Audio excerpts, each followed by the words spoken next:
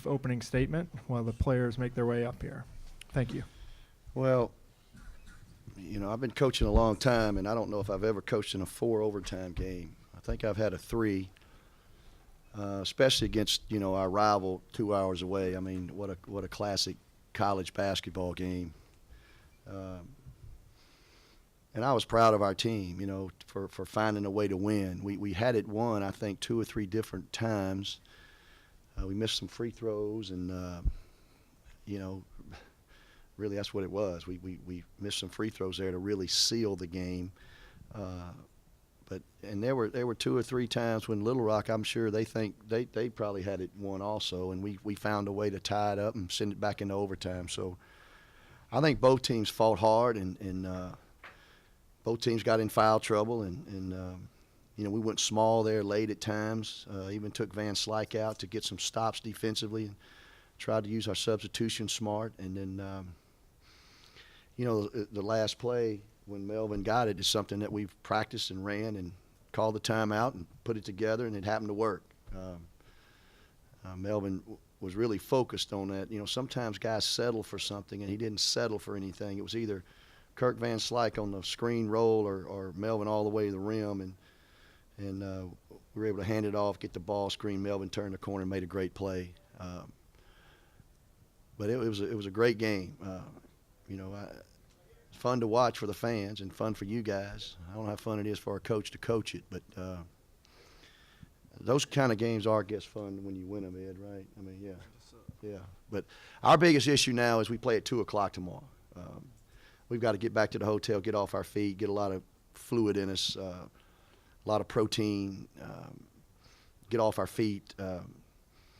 We know Georgia State's a zone team. It's not going to be the heat like that, the physicalness and the man-to-man. It's not going to be all over the floor like that. They're a zone team. We'll be able to kind of move the ball. It's going to be a matter of execution against the zone and hoping our legs are good when we make some shots. Georgia State beat us one at their place and beat us in overtime at our place. So they've been 2 great games with them. But this game tonight was a great game for the Sun Belt tournament. I don't know what TV it was on, but if somebody was tuning it in, it had to be fun to watch. I told one of the officials, I said, "You guys don't get paid for overtime, do you?" He said, "No, we don't." But it was great for our guy. I'm proud of our team. I told him after the game, guy, I'm proud of you for the way you found a way to win it. And now we just got to put it down and refocus and get ourselves ready for Georgia State. But I think our team will. If we've got it in us from an energy standpoint, a stamina standpoint, I think it'll be another good game.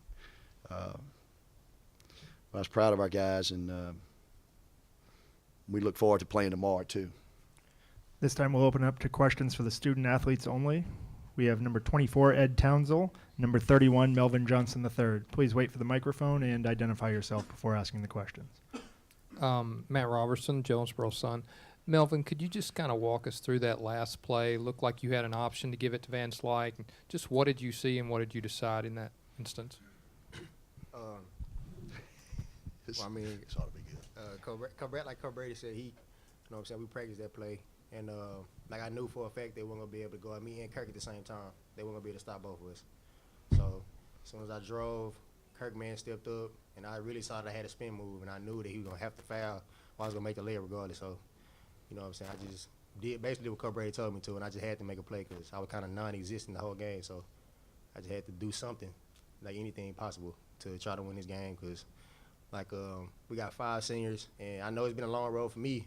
Like, this is my 5th year, I've been to 2 schools. So, I really just want to go out my last game, like that, especially when I know for a fact we can beat this team, and we was playing good. And Ed had played a hell of a game. Kendrick had played a hell of a game. And, I just know how these seniors feel because I'm a senior too. So, I just did it for them. I didn't want to go home this early, really, at the end of the day. Joel Cox, Red Wolf Roll Call Radio. Ed, for you, in the past, last year, you've scored a lot. There hadn't been too many games this year that you put up big points like tonight. What was just kind of your mindset? What were you seeing from their defense that led to this big outburst for you? All season, I understood that Kirk Van Slyke and Melvin, they played consistently all season, and I had a bad start, and I mean, when I got to play, I just accepted my role. I take the shot that the defense give me. I don't force nothing. I just let Kirk and Melvin force something, because they high percentages Mel like 50% from the three, so ain't no sense of me forcing the bad three. But I mean, whole season I just take what the defense give me, and like I said, I always felt like my time is coming. My time is coming. I mean, last 2 games I played pretty good. For both of you guys, how are you guys physically? Well, like I told y'all when we was at home, like I'm skinny, so like I don't have that much mass in my body, so my body gonna always be fine. What about your legs? I mean, tired, I imagine, at least a little Nah, bit? it's time to win. Like ain't no time to be tired really. I don't have time to like be tired and like hurt and nothing like that. So like I hit in my face, I think my nose might be broke, but you know, I'm gonna have to play a good game tomorrow anyways. I mean, me, we're playing every minute tonight. Probably. I'm a little tired right now, but once I get a long night of rest, I mean, I'll be fine tomorrow. So. And what's it like for you guys to play in a game that, one, it is so long, but so many back and forth? I think there were almost 30 lead changes. It seemed like every shot kind of could have turned the game. I mean, what's it like to kind of try and lock into that mentally when there's so many turns and whatnot? It's just, I mean, I already have a problem with locking in. Coach Brady always tell me all the time. Like, man, it was hard. Like this game, it's been it was a real long game, and like I said, I just kept thinking about all the stuff I had been through, and all the stuff these other seniors had been through, and like Kendrick had fouled out. Like we had really needed Kendrick in that game. Like we needed him to rebound and change some shots under the basket, but we didn't have that. And Kirk had 4 fouls. You know what I'm saying? So, I mean, I really did at one point in time. I really did feel like they just wasn't missing no shots. But on the other end, we was making shots too, and they really wasn't stopping us either. So, I think it was all about who got the most stops in the clutch times. But other than that, like we had to just make plays towards the end of the game. We're going to move over here to the left, and this is our last question for the players. If you guys would just talk about the physicality of the game. I mean, Melvin, you just said, you got a little beat up there throughout the course of the game. Were you guys expecting that much physicality, knowing that they were going to be playing man defense on you? Yeah, I already knew that Lil Rob was going to come out and try to rough us up a little bit. I mean, a lot of teams try to do our guards like that, especially me. You know what I'm saying? Because I'm more of a laid-back player or whatever. You know what I'm saying? So I knew that they was going to come out. They put their best defender on me, and they had the second best defender on Ed. So I knew that they were going to try to just rough us up a little bit, especially those are our rivals. So it's always a tough game against Little Rock. And no matter if we playing outside or we playing like in a conference tournament, like it's always going to be a tough game against them. Ed, any thoughts on the physicality? We knew coming in that it was gonna be a physical game. Coach been telling us all day in practice that they felt like they can play more physical than us. So I mean, we already knew they was gonna try to play more physical than they did even at home, and try to get us out of the game. But feel like we answered the bell tonight. Thank you very much, players. You can make your way back to the locker room. Coach,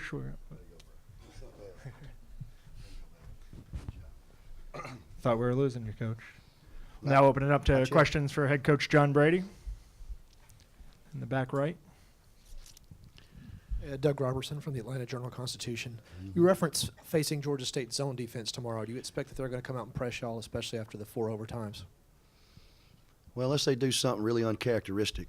They hadn't pressed all year. They do a 3/4 court kind of soft press just to take time off the clock. But they're not a team that comes out and attacks you full court and does that. So I don't see them. In fact, they don't have any time to do it. I don't see them changing anything. They may pick us up a little bit full court, but they're not really a hard trapping team. They do some 3/4 court, even an odd man front, and then drop back into a 1-3-1 or 2-3 kind of a semi matchup sort of situation. But they don't really climb in the ball like Little Rock tries to do and like we try to do. So it's going to be a matter of us making good decisions with the ball. And that's not saying they don't play good defense. I'm just saying it's a different type because they really do guard well. And in fact, their field goal stat defensively is as good as anybody in the league. So they'll make you shoot it from the perimeter. And we're a good shooting perimeter team. We've got to throw the ball inside from time to time to kind of keep them honest. But they've got good players. What they do extremely well. They're very good offensively, very efficient. They're probably one of the leading teams in the nation in not turning the ball over. So we're going to have to play and play better than we played today to beat that team tomorrow. We have another one from the right side. With all the twists and turns and lead changes and things, I mean, did you ever sense any sort of worry or panic from your guys, or do you think they stayed pretty locked in for the most part of the game? I don't really worry about the players panicking. We just try to tell them they can win the game and keep them motivated, involved, and challenging them, even though they're feeling tired or whatever the situation is. But I'm more worried about myself than the guys. Them guys are 20 years old. They don't worry about nothing. I'm worried about the coach over there falling out or something. But shoot, no, not really. I got a resilient bunch now. They're strong personalities, and there's 2 or 3 of them have been challenging to coach, not in a bad way, in a good way. And you get seniors like that, and they all know it's their last hurrah, and sometimes that's a difficult coaching situation. And not anything of bad guys, not that at all. Great guys, fun to be around, resilient. And I think those personalities got them through that game tonight a little bit. And you heard Melvin. Melvin believes he can score on anybody at any time. And during some timeouts, I'd look at Melvin and say, Melvin, right here, I want him to look at me, because I don't think guys really hear you unless they're looking at you. I have this stupid saying, you hear with your eyes, not your ears. So I need them right here, and that's what I tried to get them to do and just execute. And I was proud of them at last. We're not a great executing team. We are at sometimes, but that last situation, we executed it perfectly, and wound up winning the game with it. And I was really proud of our team for being able to carry the timeout into the game. And we're going to need some execution tomorrow against Georgia State, because what they do defensively is going to take that. Again, we just got to get some rest, and hopefully we're not, weak at the knees and can make some of those shots that we're going to be able to get against their zone. We just got to make a few. We have time for one more question, quick one on the left. That last particular play, what about that? You like asking about that. You just do. asked 3 times about the same thing. You want me to diagram it for you? I got it. What about that particular play? What about it? That stood out or you liked about it in putting it in? What was it that Well, the execution of it at that particular time of the game is the most satisfying thing a coach can have, is a team execute what they've practiced at that situation and get it into the game, and it enables you to win the game. Well, I don't know what you want me to say. I didn't mean the execution of it. I Okay. meant, what about that play? Why did you choose it at that particular time? Where was the advantage that you felt like? I wanted to get the ball. I wanted to hand the ball off to Melvin, set a ball screen with Kirk Van Slyke, and put him at a disadvantage if I could. And I wanted the ball in Melvin Johnson's hands. And that play designed for Melvin Johnson to have the ball and make a decision at the rim, pull up and shoot it, or hit Kirk Van Slyke on a hard roll. And the decision he made was excellent. Players make plays. Coaches give them a position to be and give them some thoughts and give them some ideas. But players make the play. And I was proud of our team for executing it, getting the situation, and making the play. We had free throws to win the game. We didn't make them, and players make free throws. Coaches don't, but our players made enough plays to find a way to win the game in a lot of different situations. But that one was magnified simply because of the circumstance that it came in. So that's why I was proud of our guys for making it happen like that. We got to have the other coaches waiting out here. Sorry Come on, about Tom, that. what you got, baby? Kirk Van Slyke, he played a long time with 4 fouls. I mean, Great. How big was that just to keep him on the floor? Huge, because we were down to a small team, and that's probably the smartest Kirk has played with 4 fouls since he's in the year that I've coached him. But that was huge for him to remain in the game, because that he's a threat and a concern for the other team. His ability to shoot the ball and score it, and the 3-point play he made or got fouled down there was a huge play too. So it was good on his part to be able to do that. And let me say this: Steve Shields and I like Steve Shields. He's a good guy in this league. He's fun to coach against. His team's well prepared. They play hard. They're tough. We've got the best rivalry in the state of Arkansas, UALR and Arkansas State, bar none. There's nothing that touches it.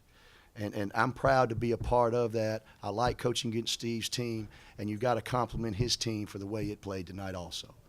Thank you, Thank you. Coach. This time we're joined by UALR head coach Steve Shields, as well as student athletes number 3, Josh Hagens, and number 1, Leroy Eisler.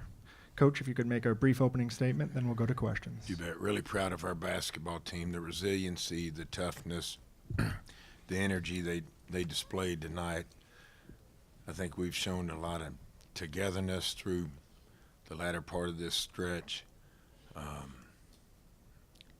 As you can imagine, that locker room's a down locker room after fighting as hard as they fought in there, but I'm really proud of this team, led by Leroy Eisler. I think as a senior captain, we voted captains before the season started, and our team unanimously voted J.T. Thomas, Will Neighbor, and Leroy Eisler captains. And having lost J.T. after the 4th game, and then Will, I think Leroy's done a phenomenal job of leading this basketball team. Very proud of him. Got to give Arkansas State credit. They made some big shots tonight. Thought it was a hard-fought game. Opening up to questions for the student athletes at this time. Josh, can you just take me through the last play? It looked like you were gonna shoot it and then change your mind and were gonna pass it, or was it pass all the way?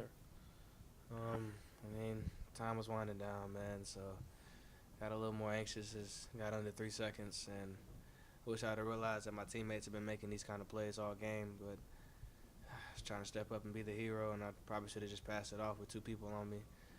I was going to shoot it, but Townsend got a great contest. It probably would have been blocked anyway, but I just really wish I'd have gave it up.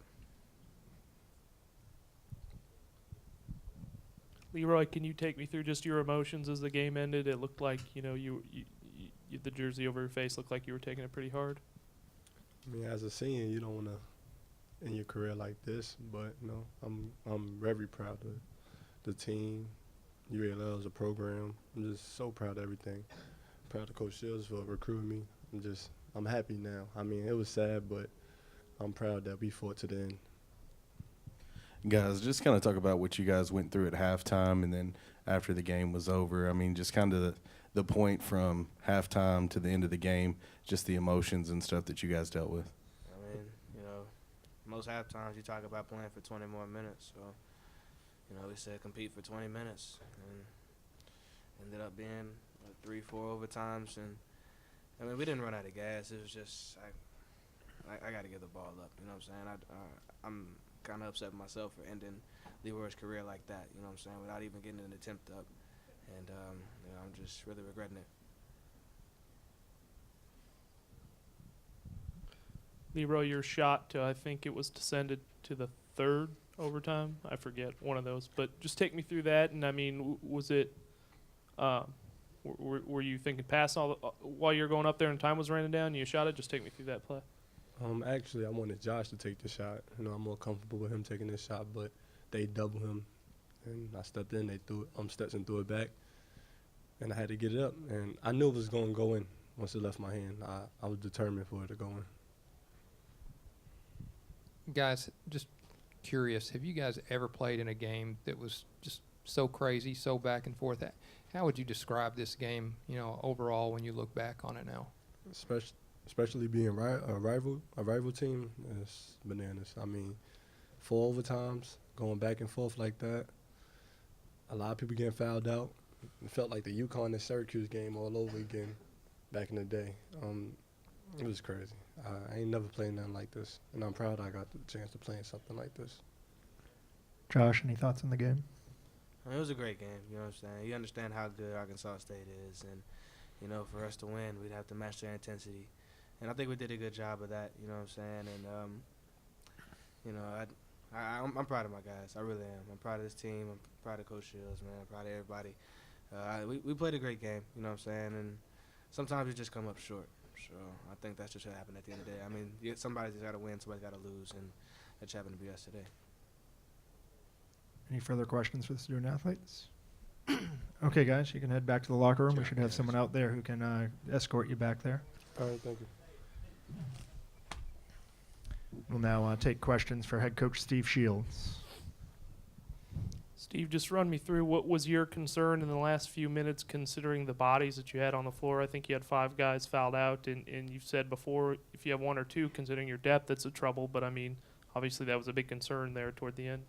Without a doubt, Troy, and I think that speaks to the resiliency and the toughness of these guys. And when I think about a short bench like we had, as you alluded to, and to out-rebound a good rebounding team in Arkansas State by 13, the rebound margin was 57-44, and I think that's heart, toughness, guts, resiliency, and I think that's a credit to what we've got in that locker room.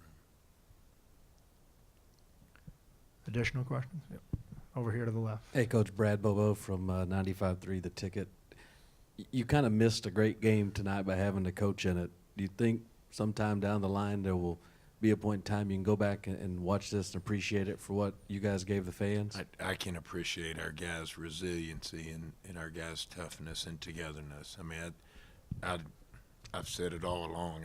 I love this basketball team, and I know, seeing guys like Leroy, and that's his makeup. He's a grit fighter, and that's what you want at the end of the day. And I think that's what you learn from athletics, is how to handle adverse situations and resiliency and toughness. And I think that's what our basketball team's about. And I know I'm not directly on your question. I don't know if you ever thoroughly enjoy a game like this as a coach. We had a 5 overtime game in 2004-5